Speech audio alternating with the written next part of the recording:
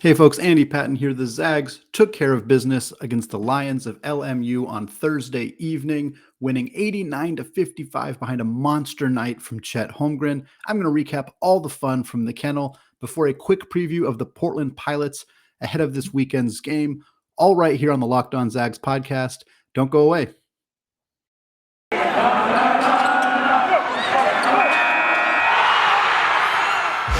You are Locked On Zags, your daily podcast on the Gonzaga Bulldogs. Part of the Locked On Podcast Network. Your team every day.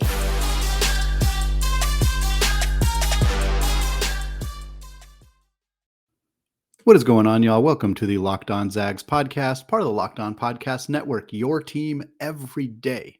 I'm your host and longtime Gonzaga podcaster, Andy Patton, here to take you through another season of Gonzaga Hoops. I want to thank all of you who make this podcast your first listen of the day and remind you all that we are on YouTube. You can check it out at youtube.com, search Locked On Zags. Front page is all brand new, redone with different playlists for you all to find the guest stars and Mailbag Monday questions and all of that fun stuff.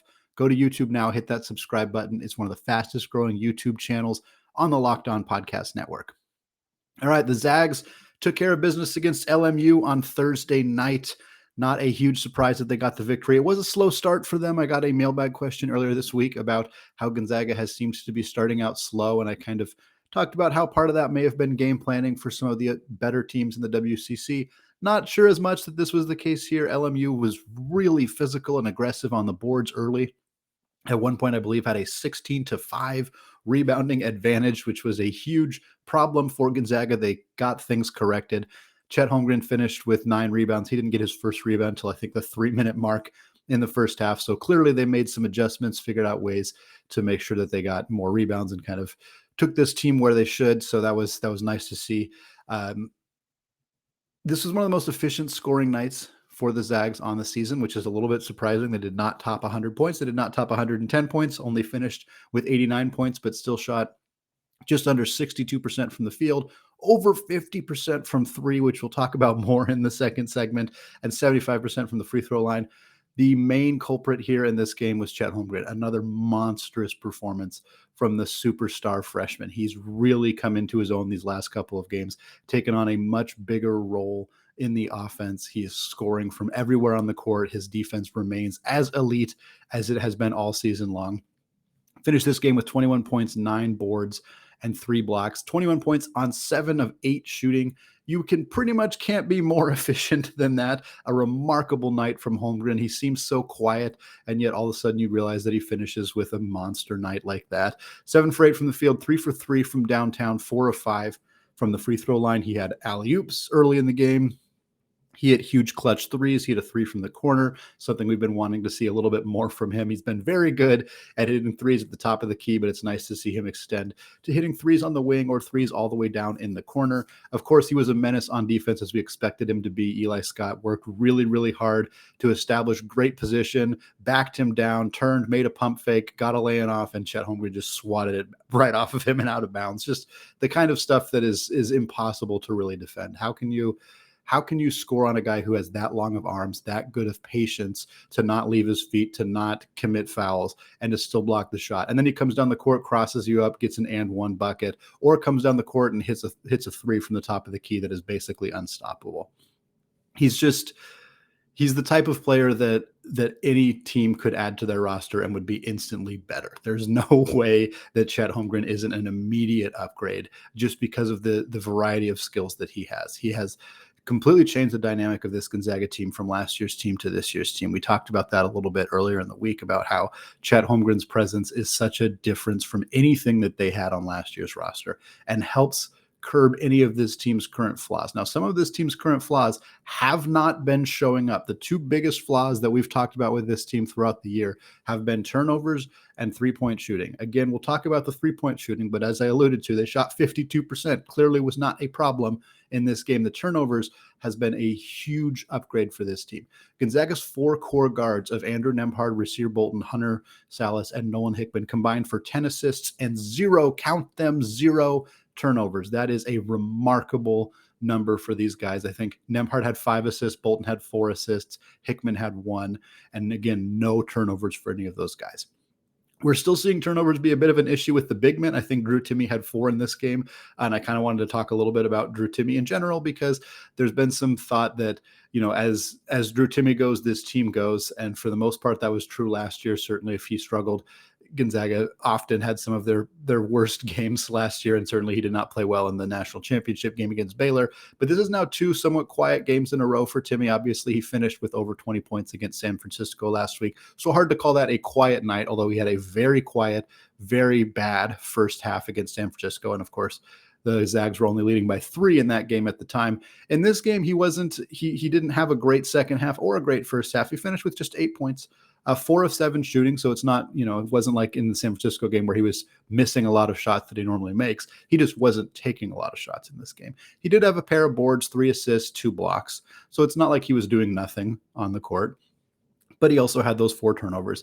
I think for me, this game doesn't indicate anything is wrong with Drew Timme. I'm not concerned about him going forward. But what it says is that he can take a backseat in situations where it might be necessary. And the team can still function very capably without him. They struggled a little bit early on, but after that, they hit cruise control. Yes, LMU is not a tournament caliber team. They're right around 150 in Ken Palm's rating. So this is a pretty average to below average team, a team that, as we kind of talked about earlier in the week, has been disappointing in what their preseason expectations were and kind of where they are at right now. But still nice to see Gonzaga be able to pivot quickly and say, okay, Drew, is maybe not going to be a huge part of the offense tonight. Let's go to other directions. Julian Strother scored in double figures in this one. Hunter Sallis, Nolan Hickman scored in double figures in this one off the bench.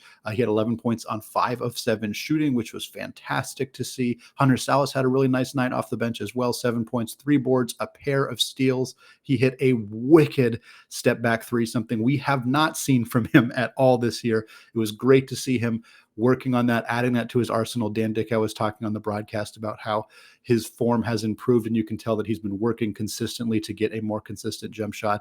Being able to make that kind of shot in a game is definitely something that indicates that he is feeling more confident about that outside shot. So I feel good knowing that the Zags can win without Drew Timme having a big impact. Certainly it would be nice against Portland or maybe next week sometime to see Drew Timme come back to having 20 points per game and having super hyper efficient, 11 for 13 from the field type of games, because we know he's capable of doing those. We know he's in the running for National Player of the Year. And even though he wasn't needed in this game, scoring 8 points against LMU is probably not going to help his National Player of the Year cause. So it'd be nice to see him kind of get back into that rhythm. But it's also nice to know that the Zags do not need him to do so for them to still win games.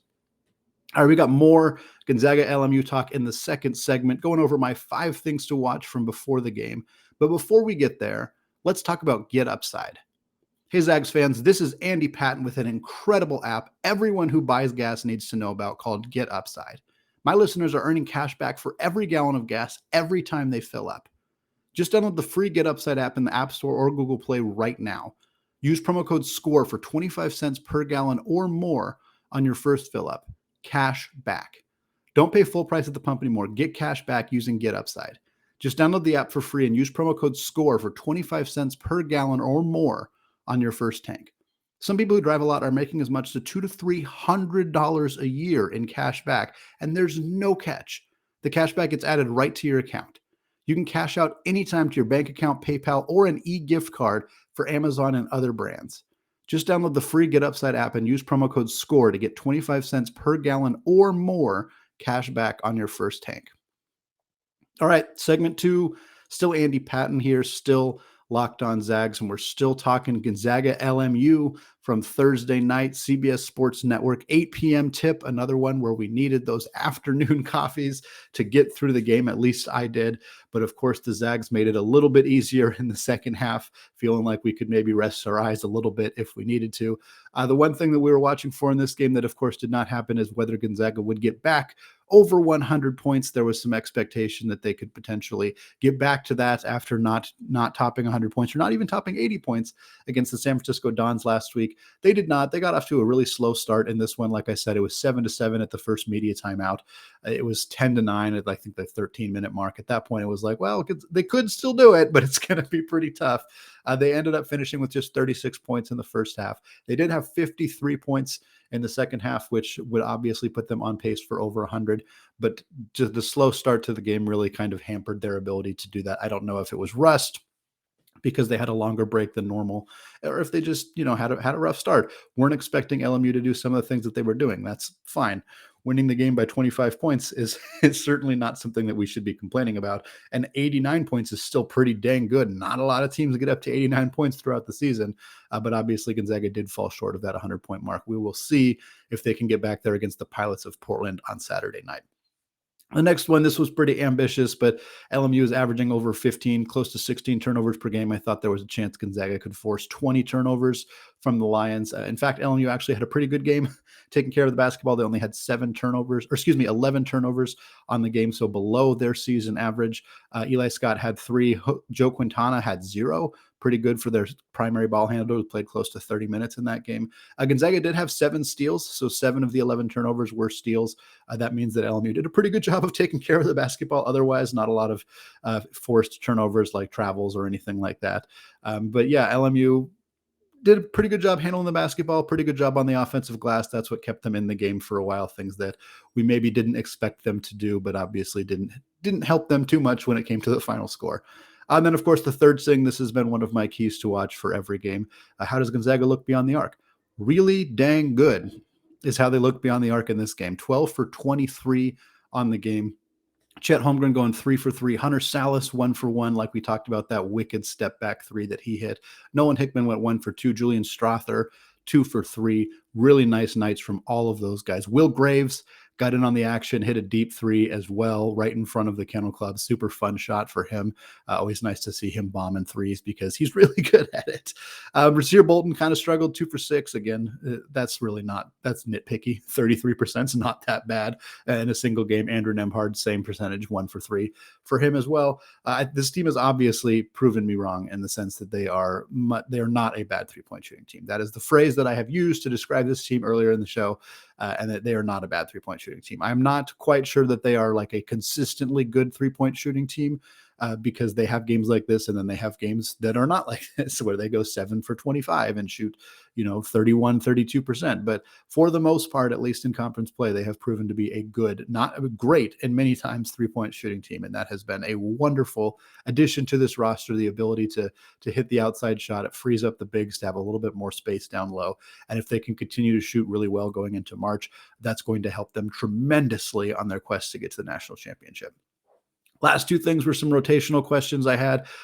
Curious about Andrew Nemhard's minutes. We've seen him be ridden pretty hard throughout the season, playing well over 30 minutes per night often. I'm kind of hoping that against some of these teams where they have the ability to play him a little bit less, that they do. That was the case against LMU on Thursday. Nemhard played 25 minutes in this game, which is great. That's right around where I think he should be when Gonzaga does not need him to play more than that.